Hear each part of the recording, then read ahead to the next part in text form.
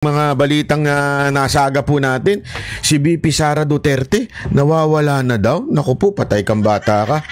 Mukhang malupit yan ah.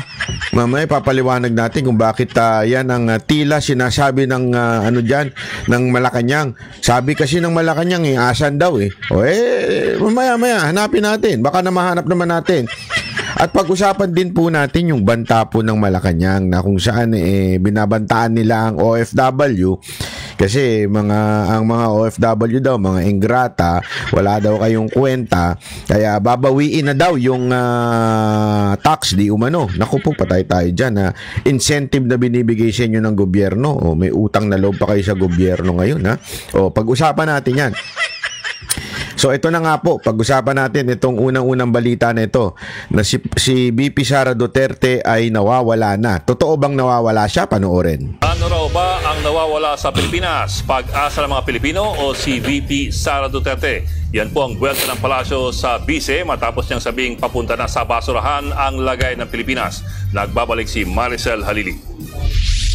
Lugmok na tayo sa kahirapan. It seems that we are working to go to the dumpster. As I said noon, we are on this road to perdition. Somehow, walang nakikitang hope yung mga tao dahil wala din silang nakikita mula sa Ang biradang ito ni Vice President Sara Duterte pinalaga ng palasyo. Naku! Nawawala ang pag-asa ng mga Pilipino. Hindi ba siya yung nawawala sa Pilipinas ngayon? December of 20... Sandali. Basta alam namin kung asan siya. Hindi ko lang alam sa'yo kung ba't di mo alam. Kasi nawawala daw siya sa Pilipinas. Obvious ba? Obvious ba, madam? Obvious ba, madam, na wala talaga siya sa Pilipinas? Tanga-tanga mo naman kung hahanapin mo siya sa Pilipinas. Kita mo na nga kaliwat kanan ng interview sa kanya sa Netherlands. Tapos sasabihin mong, nawawala siya sa Pilipinas? Tanga lang, te. Ako nagtatanong lamang po Ito tanong lang naman po to. Nakakatanga ho ba dyan sa Malacanang?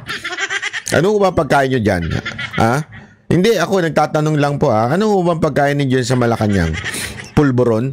Kasi nakakatanga na. Hindi, nagtatanong lang naman po. Kasi pambira ka, sasabihin mong siya nga yung nawawala dito sa Pilipinas. Sabay, obvious ba? Wala.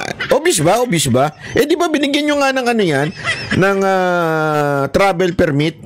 Kasi ang mga opisyal ng gobyerno, yan binibigyan ng travel permit bago yan makalis. Actually, pagka ako lalabas ako ng unang tanong sa akin hindi, walang biro. Mga immigration, unang tanong sa akin, nagtatrabaho po ba sa gobyerno?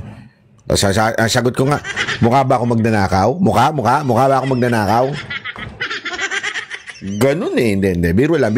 Hindi naman lahat. Hindi naman lahat na nagtatrabaho sa gobyerno magnanakaw. Karamihan lang nasa kamera. Yun ang katotohanan, di ba? Anyway, ito, tuloy natin. Sabi ni Palace Press Officer Undersecretary Claire Castro, baka mas lumala pa kung ang mga gaya raw ni VP Sara ang mamuno sa Pilipinas. Mas lumala. Talaga, grabe. Grabe,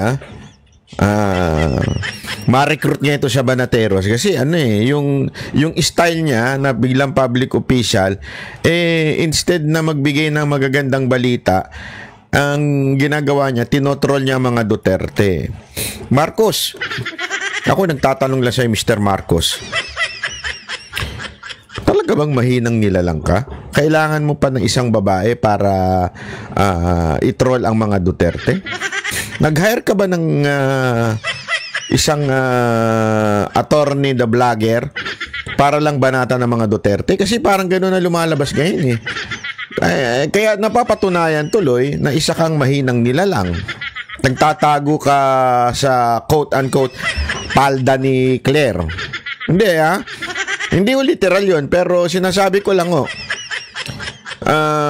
ewan ko di ba? Dami nga nagsasabi ang nagdidesisyon daw di umano yung asawa mo.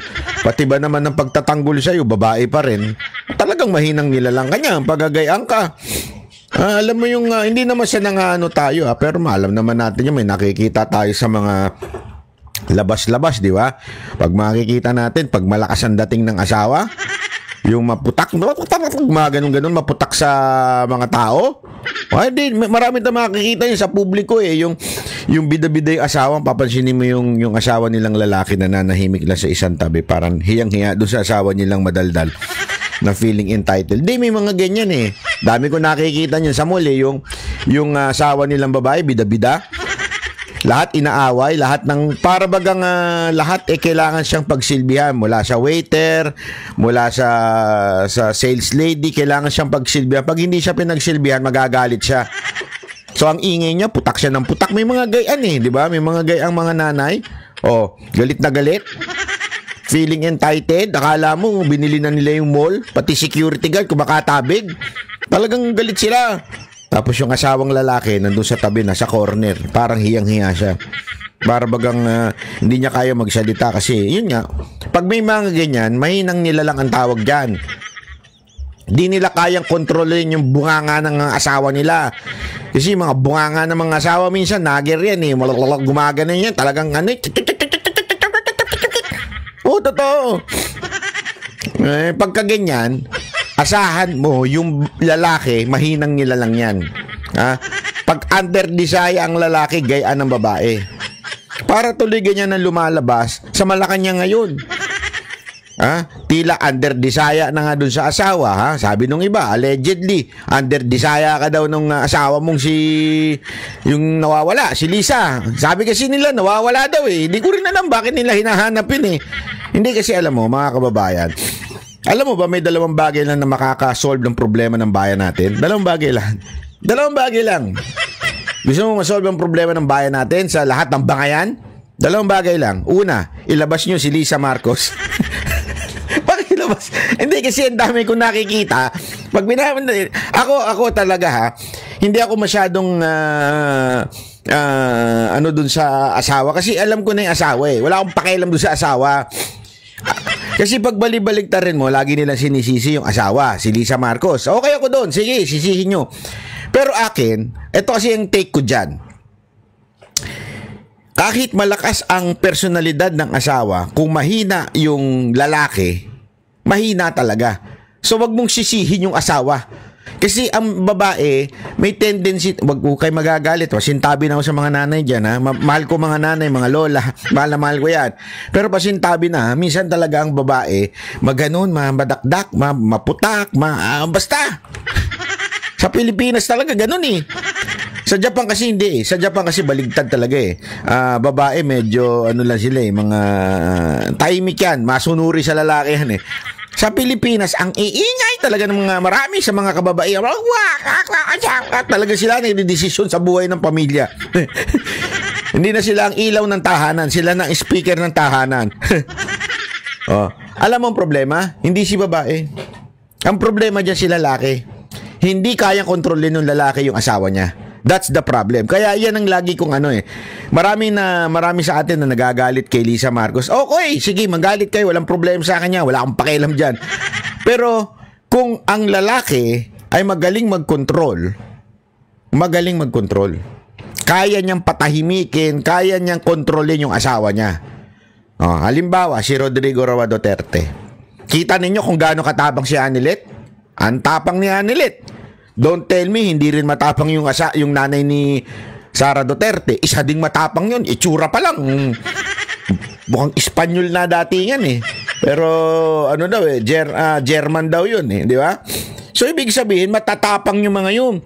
Nakita naman natin si Hanilit kung gaano katapang. Kaya nga naman na ni Kitty. Pero bakit sila hindi malakas ang personalidad sa publiko? Pansinin ninyo.